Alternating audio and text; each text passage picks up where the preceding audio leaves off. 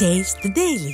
மேற்கு மாவட்ட அதிமுக கள்ளிக்குடி ஒன்றிய கழகத்தின் சார்பில் யார் அந்த சார் என்ற ஸ்டிக்கர் ஒட்டும் நிகழ்ச்சி கள்ளிக்குடியில் நடைபெற்றது. இதில் சட்டமன்ற எதிர்க்கட்சி துணைத் தலைவரும் முன்னாள் அமைச்சருமான RB உதயகுமார் பங்கேற்று யார் அந்த சார் ஸ்டிக்கரை வாகனங்களில் ஒட்டி திமுக அரசுக்கு எதிராக கண்டன கோஷங்கள் எழுப்பினர்.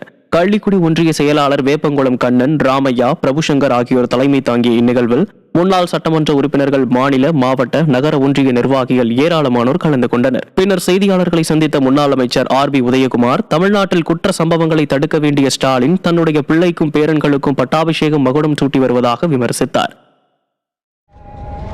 கொலை, கொள்ளை, கற்பழிப்பு என்று கொலை நடக்குகிற சம்பவங்கள் தினந்தோறும் அரங்கேறி வருகிற வேளையிலே அதை தடுத்து நிறுத்த வேண்டிய முதலமைச்சர் அதன் மீது அக்கறை செலுத்தாமல் தன்னுடைய பிள்ளைகளுக்கும் பேரன்களுக்கும் பட்டாபிஷேகம் மகுடம் சூட்டி வைக்கிற அந்த நிகழ்விலே தான் அவர் அக்கறை செலுத்துகிறார் என்பதுதான் இந்த 4 ஆண்டு காலத்திலே நாம் பார்த்திருக்கிற நிலைமை.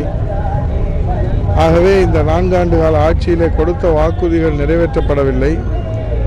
விலைவாசி விண்ணை முட்டு உயர்ந்திருக்கிறது. சட்டம் ஒழுங்கு கேள்விக்குறியாயிருக்கிறது. ஒட்டுமொத்தமாக தமிழ்நாடே இன்றைக்கு அதிர்ச்சியிலே உறைந்து போயிருக்கிறது. புதுக்கோட்டையில் மணல் கொள்ளைக்கு எதிராக போராடிய அதிமுக முன்னாள் கவுன்சிலர் ஜெகபர் அலி கொல்லப்பட்ட நிலையில் அதிகாரிகள் மணல் கொள்ளைக்கு துணை போனதாக குற்றச்சாட்டு எழுந்துள்ளது.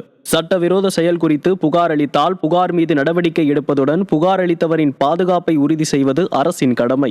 ஆனால் ஸ்டாலின் மாடல் திமுக ஆட்சியில் புகார் அளித்தால் குற்றவாளிகளை உடனடியாக தொடர்பு கொண்டு இந்த அரசே காட்டிக் கொடுக்கும். மணல் கொள்ளை குறித்து அதிகாரிகள் முறையான நடவடிக்கை எடுக்கவில்லை எனவும் இந்த விவகாரத்தில் போராட்டம் நடத்தப் போவதாக ஜெகபர் அலி சில தினங்களுக்கு முன் வீடியோ ஒன்றில் தெரிவித்தார். அவர் கொல்லப்பட்ட நிலையில் அவரது இறப்புக்கு காரணமான திறனற்ற திமுக அரசின் அதிகாரிகள் மீது நடவடிக்கை தேவை என மக்கள் வலியுறுத்தியுள்ளனர். அவங்க சமீபத்தில் 70,000 டாரஸ் லாரிகள் சக்கையை திருடி கொண்டே ஒரு இடத்துல பதுக்கி வச்சிருக்காங்க.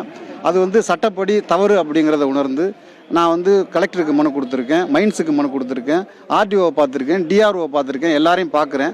நான் 26ஆம் தேதி தாசில்தாருக்கு மனு கொடுத்தேன்.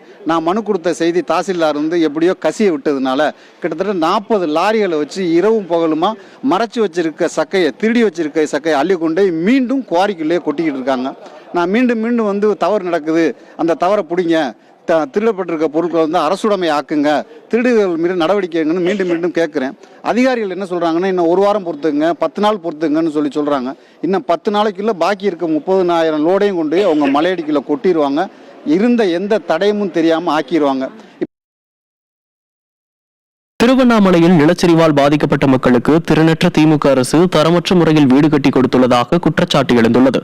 மலையடிவார பகுதியான வஉசி நகர் பகுதியில் கடந்த 2 மாதங்களுக்கு முன் பெய்த பெஞ்சல் புயல் காரணமாக மலையில் மண் சரிவு ஏற்பட்டு பல வீடுகள் முற்றிலும் தரைமட்டமானது. இதையடுத்து பாதிக்கப்பட்ட மக்களுக்கு புதிய வீடு கட்டித் தருகிறேன் என்ற பேர்வழியில் வெற்றி விளம்பரத்திற்காக கட்டப்பட்ட வீடுகள் மற்றும் அப்பகுதியில் போடப்பட்டுள்ள சாலை ஆகியவை தரமற்ற முறைகள் இருப்பதாக மக்கள் புகார் தெரிவிக்கின்றனர். கான்கிரீட் வீடுகளில் வாழ்ந்த தங்களை திமுக அரசு அகதிகளைப் போல நடத்துவதாக மக்கள் வேதனை தெரிவித்தனர்.